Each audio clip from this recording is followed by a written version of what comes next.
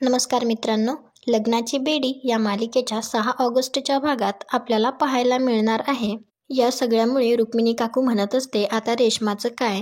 तर ऋतुजा म्हणते, रेश्माने केलेत ना डिवोर्स पेपर्सवर साईन, मग एकदा रिषभचं लग्न झालं की ती हे घर सोडून जाईल. मग गुण्या गोविंदाने माझी माधवी आणि माझा रिषभ इथे राहतील. चला आपण लग्नाच्या तयारीला लागू, असं म्हणून सगळे तेथून जातात. रेश्मा रिषभला विचारते, तू खरंच हे लग्न करणार आहेस का? रिषभ तिला म्हणतो, तुलाही हेच हवं होतं ना? तुला माझं तोंडही बघायचं नव्हतं म्हणून तू डिवोर्स पेपर्सवर सही केलीस ना? तुला मूव्ह ऑन व्हायला सोपं जावं म्हणून मी हा डिसिजन घेतलाय. तर रेश्मा त्याला म्हणते, म्हणजेच मी तुझ्या आयुष्यात नसले तरीही तुला काहीच फरक पडणार नाही, हो ना? तर कृष्णा तिला म्हणते, बदकुली एवढी कशाला भडकते? तूच म्हणाली ना की तू आपल्या भावड्याला कधीही माफ करू शकणार नाही, मग आता कशाला भडकते? आता भावड्याचं लग्न झालं की तुला इथून जावं लागेल ना? मग तुझं काम आपण कसं हलकं केलंय? तुझ्या सगळ्या बॅग पॅक करून ठेवल्यात, म्हणजे डायरेक्ट लग्न झालं की तू घराबाहेर. चल तर बघ काय करून ठेवलं, असं म्हणून ती तिला तिच्या रूममध्ये घेऊन जाते. इकडे रुक्मिणी काकूला त्या दोघांनी डिवोर्सवर केलेल्या सह्याच आठवत असतात आणि ती स्वतःशीच म्हणत असते, आज मी स्वतःच्याच हातांनी स्वतःच्या पायावर धुंडा मारून घेतलाय. काय विश्वास ठेवला मी त्या मुलीवर? त्यावेळी राजश्री तेथे येऊन तिला समजावते आणि तिला म्हणते, किती त्रास करून घेणार आहात तुम्ही स्वतःला? तुम्हाला सिंधूचा स्वभाव माहिती आहे ना? तिने आजपर्यंत घरातल्या प्रत्येकाच्या भल्याचाच विचार केलाय ना? आता हाही हेतू घेतलाय, त्यात तिचा नक्कीच काहीतरी चांगला हेतू असेल. रुक्मिणी काकू तिला म्हणते, खूप भोळी आहेस तू, कोणावरही आंधळा विश्वास टाकतेस. तर राजश्री म्हणते, कोणावरही नाही, फक्त सिंधूवर. तिच्यावर मी डोळे झाकून सुद्धा विश्वास ठेवू शकते. हे ऐकून रुक्मिणी काकू पटकन बोलून जाते, सिंधू असती तर विषय वेगळा होता, पण या मुलीवर. राघव रूमच्या बाहेरून जात असताना त्याच्या कानावर हे वाक्य पडतात आणि तो तेथे थांबतो. तर राजश्री रुक्मिणी काकूला विचारते, या मुलीवर म्हणजे? दुसरी मुलगी म्हणजे तुम्ही कुठल्या मुलीबद्दल बोलत होतात? काकू म्हणते, ही मुलगी म्हणजे आपली सिंधू. तर राजश्री म्हणते, नाही वहिनी, मी नीट ऐकलंय, तुम्ही दुसऱ्याच कुठल्या तरी मुलीबद्दल बोलत होतात. आपल्या घरातली सिंधू ही आपली सिंधू नाहीये का? माझ्या प्रश्नाचं उत्तर द्या वहिनी. त्यावेळी राघव मध्ये येऊन राजश्रीला म्हणतो, मी तुलाच शोधत होतो, चल. तर राजश्री थांबून रुक्मिणी काकूला म्हणते, माझ्या प्रश्नाचं तुम्ही खरं खरं उत्तर द्या. आपल्या घरात जी आहे ती आपली सिंधू नाहीये का? तर रुक्मिणी काकू म्हणते, अगं ती आपलीच सिंधू आहे, पण आता सध्या तिच्या आवडीनिवडी, तिची वागणूक बदलली आहे ना, म्हणून म्हणाले मी. सावीला हॉस्टेलवर ठेवल्यापासून वेगळंच वागायला लागलीये ती. तिच्यात किती बदल झालाय हे सुद्धा तू स्वतः पाहिलंय ना? राजश्री म्हणते, मला असं का वाटतंय की तुम्ही सगळे माझ्यापासून काहीतरी लपवताय? काकू म्हणते, तसं काहीच नाहीये, तसं असतं तर आम्ही तुम्हाला सांगितलं असतं ना. आणि ती राघवला म्हणते, आता राजश्रीची आरामाची वेळ झालीये, तिला घेऊन जा, औषध दे. तर राजश्री म्हणते, पण रिषभचं लग्न? तर काकू म्हणते, सिंधू पाहिल ना ते सगळं. राघव राजश्रीला तेथून घेऊन जातो, तर मधुराणी सुद्धा बाहेर लपून हे सगळं ऐकत असते. इकडे रिषभ कृष्णाला म्हणत असतो, तू एवढी रिलॅक्स कशी राहू शकतेस? आपला प्लॅन सक्सेसफुल नाही झाला तर केवढा मोठा प्रॉब्लेम होईल. कृष्णा त्याला म्हणते, आपण इथे असताना तू कशाला पॉपकॉर्न सारखा टकाटका उडतो? रिषभला मात्र खूप टेन्शन आलेलं असतं. तर तो म्हणतो, मला रेश्माची काळजी वाटतेय म्हणून, बिचारी खूप हर्ट झालीये.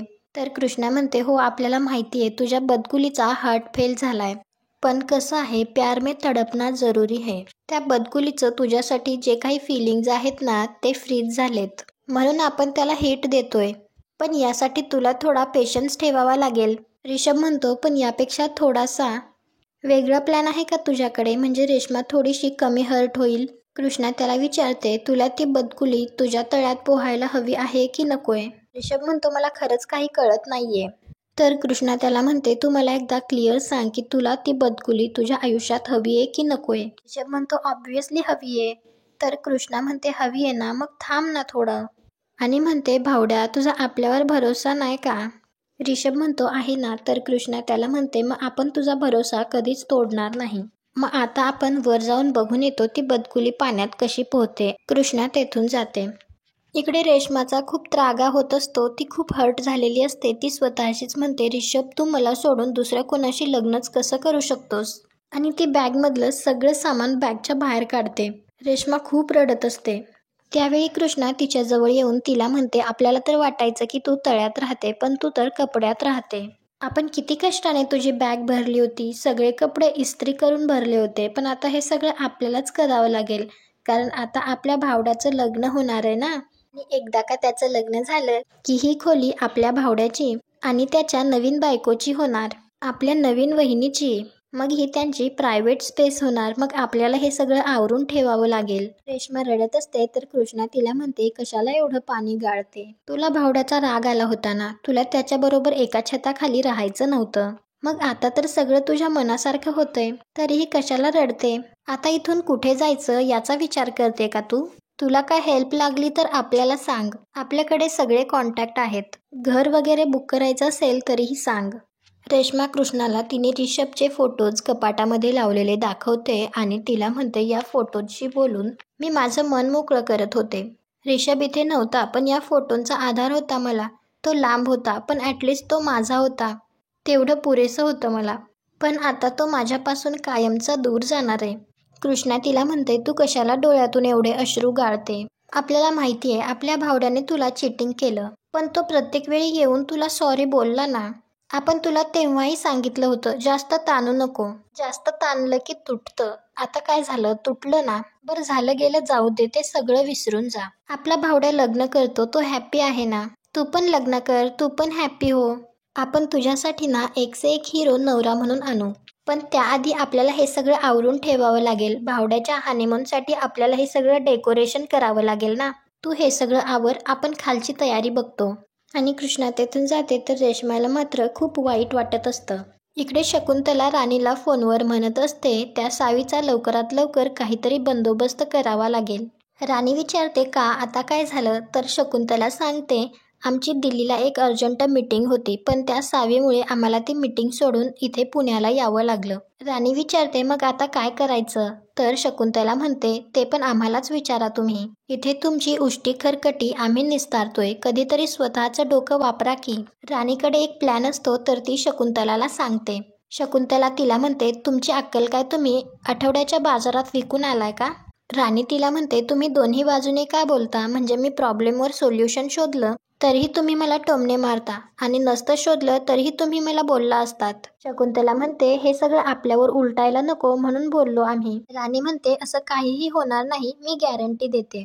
कृष्णा मला तिची जवळची मैत्रीण मानते आणि मला खात्री आहे ती मला कधीच धोका देणार नाही. शकुंतला म्हणते, ती धोका देणार नसली तरीही 10 वेळा विचार करा आणि मगच पुढचं पाऊल टाका. त्यानंतर त्या दोघी फोन ठेवून देतात. इकडे मॅरेज रजिस्टरर आलेला असतो तर तो रिषभला म्हणत असतो, आजपासून तुमच्या दोघांच्या नवीन आयुष्याची सुरुवात होतीये, तर तुम्ही दोघांनी एकमेकांना सांभाळून घ्या, एकमेकांशी नीट वागा. आणि कृष्णा एक भोंगा हातात घेऊनच उभी असते आणि ती त्यातून मोठमोठ्याने ओरडत असते.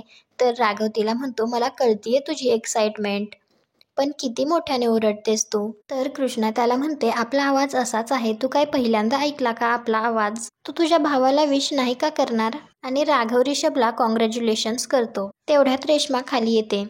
तो माणूस रिषभला विचारतो, यावर सही करण्याआधी तुम्हाला या माधवी मापराळकर पत्नी म्हणून मान्य आहेत ना? कृष्णा त्याला म्हणत असते, एवढा विचार नको करू भावड्या, करून टाक सही पटापट. तर रिषभ हो म्हणतो. नंतर तो माणूस माधवीला विचारतो तर माधवी सुद्धा हो म्हणते. तर तो माणूस त्या दोघांना म्हणतो, आता तुम्हाला सुखाने संसार करायचा, एकमेकांची साथ कधीही सोडू नका. रिषभ त्या मॅरेज डॉक्युमेंटवर सही करणार तेवढ्यातच रेश्मा त्याला थांबवते आणि ती रिषभच्या जवळ येऊन त्याला म्हणते, आपल्या लग्नातही तू मला हेच वचन दिलं होतंस ना? मला दिलेलं प्रत्येक वचन तू मोडलेस आणि आता तू तेच वचन दुसऱ्या कोणाला देताना तुला लाज वाटत नाहीये का? असा कसा वागू शकतोस तू? रिषभ तिला म्हणतो, तुला दिलेलं प्रत्येक वचन मी पाळत होतो, पण तू ते मोडायला मला भाग पाडलंस. रेश्मा त्याला म्हणते, ठीक आहे मी सांगितलं तुला, पण तू माझं का ऐकलंस? तू मला विरोध करू शकला असतास ना, मग तू मला विरोध का नाही केला? रिषभ म्हणतो, हो का? मग आधी पेपर्सवर सह्या कोणी केल्या? रेश्मा म्हणते, केली मी सही, कारण मला राग आला होता, मी हर्ट झाले होते.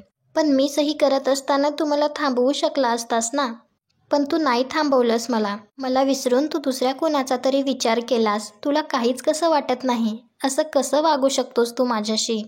खरं तर हे सगळं या मुलीमुळे झालंय. आणि रेश्मा रागातच येऊन त्या घुंगट घेतलेल्या मुलीला म्हणत असते, तू आमच्या आयुष्यात का आलीस? हा माझा नवरा आहे, का त्याला तू माझ्यापासून दूर नेलंस? आणि रेश्मा ते घुंगट काढते तर त्यात कोणतीही मुलगी नसून तो एक मुलगा असतो. आणि आजचा भाग इथेच संपतो.